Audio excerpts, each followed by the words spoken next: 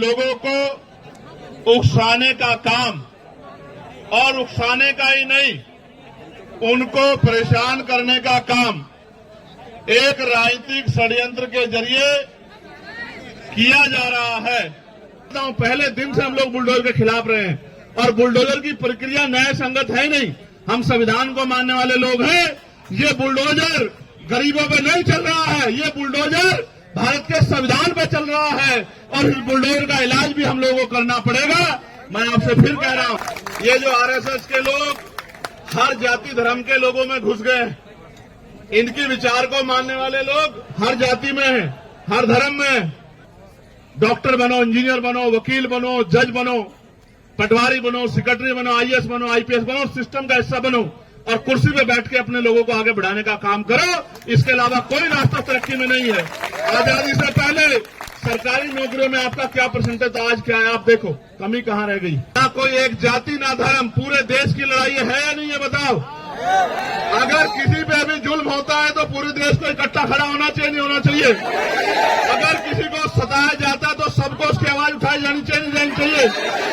जिस तरह से लगातार हमारे लोग काम कर रहे हैं, हमारे पार्टी के प्रति, संगठन के प्रति लोगों का समर्थन बढ़ रहा है, तो इस तरह की साजिशें होनी जारी है। इनसे घबराने की जरूरत नहीं है।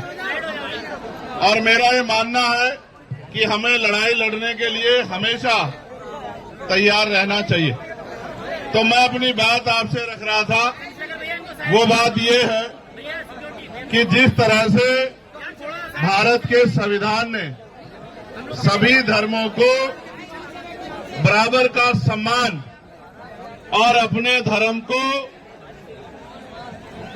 धर्म की पूजा अर्चना प्रार्थना करने का अधिकार सभी को दिया है, वहां जिस तरह से लंबे समय से अन्य धर्मों के लोगों को उकसाने का काम, और उकसाने का ही नहीं, उनको परेशान करने का काम एक राजनीतिक षड्यंत्र के जरिए किया जा रहा है, और उसके पीछे उनका मकसद राजनीतिक मकसद है। हमें बहुत समझदारी से, बड़ी जिम्मेदारी से अपने इस कार्य को, जो संविधान की रक्षा का भी है और जो कार्य देश में अमन, भाईचारा, प्रेम बना रहे और देश एकजुट होकर तमाम तरह की गैर बराबरी, तमाम तरह के जुल्म और तमाम तरह की जो समस्याएं जनता के सामने आ रही हैं, उनके खिलाफ लड़ाई लड़े। इसलिए आज इस मंच के माध्यम से मैं अपनी बात को स्पष्ट करता हूं कि अगर भारत, क्योंकि बहुधर्मी देश है, अनेक धर्मों के लोग, अनेक जातियों के लोग लंबे समय से भारत में रह रहे हैं, और इन सब जातियों के लोगों ने, धर्मों के लोगों ने, जब भारत गुलाम था, तमाम तरह से भारत के ऊपर जो हुकूमतें काबिज थी,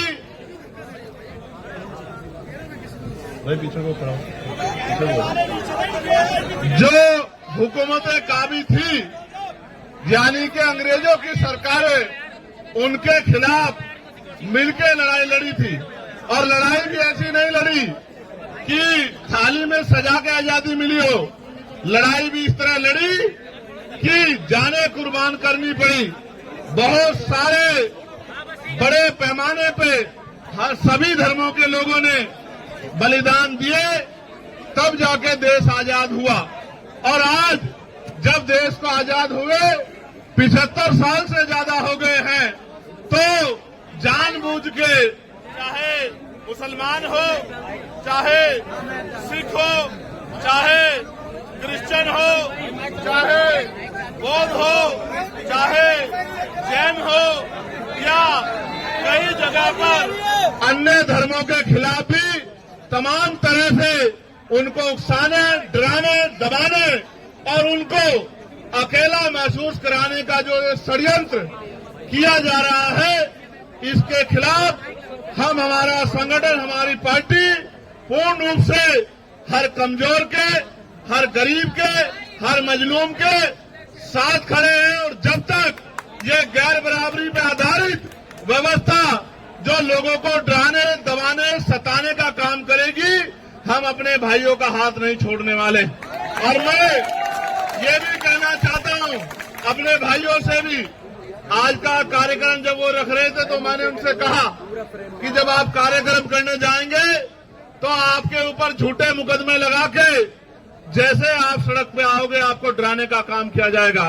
इसलिए इस काम की जिम्मेदारी जिन लोगों को, जो सबको अपना भाई बना के एकजुट होकर चलना चाहते हैं, उन भीम आर्मी आजाद समाज पार्टी के लोगों को अपने हाथों में उठानी चाहिए। क्योंकि जब आप वोट मांगने जाते हो तब तो आप सबसे वोट मांगते हो, बड़े बड़े वादे करते हो, और जब चुनाव निकल जाता है और गरीबों पे, कमजोरों पे जुल्म होता है तो सारी पार्टियों की तरह आप भी इंतजार मत करो कि वो सड़क पे निकल के अपने आप लड़ाई लड़े। अगर आप सड़क पे निकलोगे तो उनके लिए आपको एजेंडा बना के अपना काम करना आसान हो जाएगा। मैं आपको विश्वास दिलाता हूं, आपको पता होगा जिस शख्स ने पैगंबर साहब पे टिप्पणी की थी उस पे मुकदमा लिखवा के जेल भिजवाने का काम भी हम ही लोगों ने किया, और हमारे लोगों ने गाजियाबाद में आंदोलन किया और अरेस्ट कराने का काम किया। और चाहे बहराइच में एक तरफा कार्रवाई करके जुल्म करने का काम किया जा रहा हो, इसलिए कि सरकार का एजेंडा चलता रहे, या हिमाचल में तमाम तरह से जो है कमजोरों पे जुल्म ढाने का प्रयास किया जा रहा हो, उत्तराखंड में प्रयास किया जा रहा हो, हर मोर्चे पे हमारी पार्टी, हमारा संगठन एकजुट होके बिना किसी राजनीतिक स्वार्थ के इस लड़ाई को लड़ने का काम कर रहा है। और मैं आपको स्पष्ट करना चाहता हूं, सिर्फ मुसलमान भाइयों के साथ नहीं, अगर जैन भाइयों के साथ, सिख भाइयों के साथ, किसान भाइयों के साथ, देश की करोड़ों महिलाओं के साथ, नौजवानों के साथ, गरीबों के साथ, अभी टीटीसी बसों वाला प्रकरण चल रहा है, जिसके साथ भी जुल्म होगा हम अपनी देश की तरक्की के साथ खड़े हैं, हर व्यक्ति के साथ खड़े हैं, हम उस लड़ाई को लड़ने का काम करेंगे। और मैं आपको विश्वास दिलाता हूं, आगे किसी भी आंदोलन में आपको स्वतः आगे नहीं आना पड़ेगा। जब जब कोई जुल्म होगा हम लोग उस लड़ाई को लड़ने का काम करेंगे। और याद रखना, ये जो आरएसएस के लोग हर जाति धर्म के लोगों में घुस गए हैं, इनकी विचार को मानने वाले लोग हर जाति में हैं, हर धर्म में हैं, इनसे भी हमें सावधान रहना पड़ेगा। क्योंकि जब हम इनकी बातों में आते हैं तो फिर जो है इनके मोहरे जो है हमारे लोगों को परेशान करने का काम करते हैं, सरकार के एजेंट बनने का काम करते हैं। इन एजेंटों से भी हमें सावधान रहने की जरूरत है और मिलकर इस लड़ाई को, ना कोई एक जाति ना धर्म, पूरे देश की लड़ाई है या नहीं, ये बताओ। अगर किसी पे अभी जुल्म होता है तो पूरे देश को इकट्ठा खड़ा होना चाहिए, नहीं होना चाहिए? अगर किसी को सताया जाता तो सबको उसकी आवाज उठाई जानी चाहिए, नहीं जानी चाहिए? मैं आपको विश्वास दिलाता हूं, आप इसी पेड़ के नीचे हमने पहलवान बेटियों के सम्मान की लड़ाई भी लड़ने का काम किया था। आप सबको इस बात को याद रखना चाहिए। और आप जानते हैं पार्लियामेंट में भी उन पहलवान बेटियों के सम्मान की लड़ाई को लड़ने का काम आपके चंद्रशेखर आजाद ने किया था। और आज मैं आपको विश्वास दिलाता हूं, जिस तरह से जानबूझ के टारगेट करके मुसलमानों के खिलाफ हिंसा का और ये धर्म के आधार पे जो है अपमान करने का काम किया जा रहा है, पार्लियामेंट में आवाज उठा के इस पे कानून बनवाने का काम भी हम लोग करेंगे। मेरी इस बात को आप लोग याद रखना। लेकिन मैं आपसे भी कहना चाहता हूं कि अगर आप लोग एकजुट नहीं रहे तो आपकी एकजुटता न रहने का फायदा दूसरे लोग उठाएंगे। हमें बुलडोजर, में फिर कहता हूं, पहले दिन से हम लोग बुलडोजर के खिलाफ रहे हैं और बुलडोजर की प्रक्रिया न्याय संगत है नहीं। हम संविधान को मानने वाले लोग हैं। ये बुलडोजर गरीबों पे नहीं चल रहा है, ये बुलडोजर भारत के संविधान पे चल रहा है और इस बुलडोजर का इलाज भी हम लोगों को करना पड़ेगा। मैं आपसे फिर कह रहा हूं, बुलडोजर से नहीं, आप अपनी एकता बना के रखिए। संविधान की ताकत से बुलडोजर भी निस्तानाबूद होगा और बुलडोजर चलाने वाली सरकारें भी निस्तानाबूद होंगी। मेरी बात का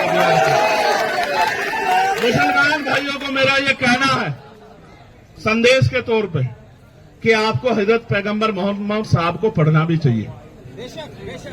पढ़ना चाहिए कि उन्होंने सारी उम्र इंसानियत के लिए काम किया, कमजोरों के लिए काम किया, मजलूमों के लिए काम किया, उनको मुख्य धारा में लाने का काम किया। जो काम आज हम लोग कर रहे हैं कि हर व्यक्ति बराबर का अधिकार उसको मिले, वही काम उन्होंने किया। और उनके बाद हजरत उमर साहब ने भी वही काम किया। आपको पढ़ना चाहिए। आज तो हमारे बादशाह देखे कैसे, तब के बादशाहों में और अब के बादशाहों में फर्क भी देखे।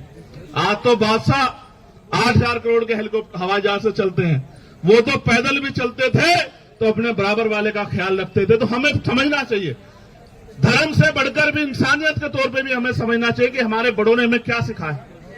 हम तो अगर हम उनके रास्ते पे चलेंगे तो कोई मुसीबत हम पे पाबंद नहीं होगी। हमें अपने बड़ों को पढ़ना चाहिए। और सभी धर्मों में अच्छे लोग हैं, सभी धर्मों में अच्छे रास्ते दिखाने वाले पीर पैगंबर हुए हैं, महापुरुष हुए हैं। हमें उनको भी पढ़ना चाहिए और देश के संविधान के साथ खड़े होकर संविधान के आधार पर आगे बढ़ना चाहिए। इसी से हमारी तरक्की सुनिश्चित होगी। और आपको मैं कहना चाहता हूं, मॉडर्न एजुकेशन स्वीकार करो, पढ़ो, डॉक्टर बनो, इंजीनियर बनो, वकील बनो, जज बनो, पटवारी बनो, सेक्रेटरी बनो, आईएएस बनो, आईपीएस बनो, सिस्टम का हिस्सा बनो और कुर्सी पे बैठ के अपने लोगों को आगे बढ़ाने का काम करो। इसके अलावा कोई रास्ता तरक्की में नहीं है। आजादी से पहले सरकारी नौकरियों में आपका क्या परसेंटेज था, आज क्या है आप देखो, कमी कहां रह गई। ये मैंने नहीं की है, ये आपको और हमें मिलकर सोचना पड़ेगा कि जब तक हम लोग एजुकेशन को स्वीकार नहीं करेंगे और संविधान के फैसलों के साथ नहीं खड़ोगे तो हमें परेशानियों का सामना करना पड़ेगा। मैं आप सबका धन्यवाद देता हूं और आपको विश्वास दिलाता हूं, तमाम तरह की साजिशों षड्यंत्रों के बावजूद भी, तमाम तरह के रास्ते रोके दब बजाने के बावजूद भी हम लोग आपके साथ खड़े हैं और हर कदम पर आपके साथ खड़े रहेंगे। कभी आपको अकेला नहीं छोड़ेंगे, हर कमजोर के साथ खड़े हैं। बहुत बहुत धन्यवाद। जय भीम, जय भारत, जय संविधान। और ऐसे अपनी मुट्ठी ऐसे बंद करो एक बार, बताओ एकता में शक्ति है या नहीं है, बताओ। बताओ जिस मुल्क के लिए इतनी कुर्बानियां दी, मुल्क हमारा है या नहीं है, बताओ। क्या अपने मुल्क की तरक्की को मजबूत करना हमारी जिम्मेदारी है या नहीं है। जिस मिट्टी को 5 बार सजदा करते हैं उस मुल्क का ख्याल रखना हमारी जिम्मेदारी है या नहीं है।